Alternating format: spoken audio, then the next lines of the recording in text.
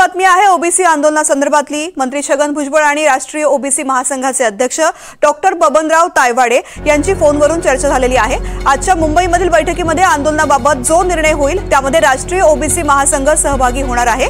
दरम्यान आज नागपूरमध्ये उपोषण असल्यामुळे तायवाडे मात्र मुंबईतल्या बैठकीला उपस्थित राहणार नसल्याची माहिती मिळते। प्रवीण मुधोळकर या संदर्भातली माहिती देत आहेत। प्रवीण, राष्ट्रीय ओबीसी आंदोलन हे नागपूरच्या संविधान चौकामध्ये सुरू आहे आणि तिसरा दिवस आहे।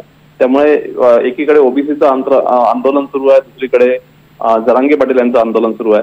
आता ओबीसी साठी सरकारनं जे काही केलं आहे ते सरकार सांगतंय। त्यामुळे सरकारचं म्हणणं आहे की ओबीसी मधून मराठा समाजाला कुठल्याही पद्धतीने आरक्षण दिलं जाणार नाही।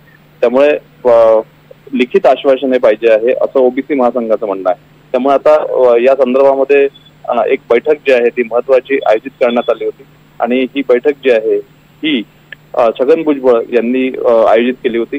या संदर्भामध्ये बोलणं जे आहे ते बबनराव तायवाडे आणि छगन भुजबळ यांचं झालेलं आहे। आता ओबीसी समाजाला विश्वासात घेऊन ओबीसी साठी काय काय केलं, ओबीसी साठी कोणत्या कोणत्या योजना आणल्या या संदर्भातली माहिती जी आहे ती सरकारच्या वतीनं भुजबळ जे आहे ते देणार आहे। त्यामुळे आता गणेशोत्सव झाल्यानंतर या संदर्भातल्या हालचाली ज्या आहेत त्या आणखी वाढणार आहे।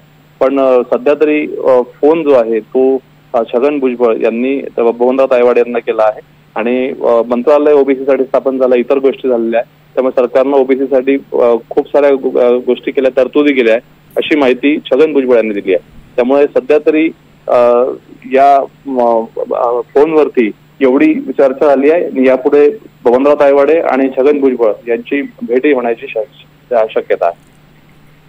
निश्चित प्रवीण, धन्यवाद संपूर्ण माहिती करता आणि अपडेट्स घेत राहू।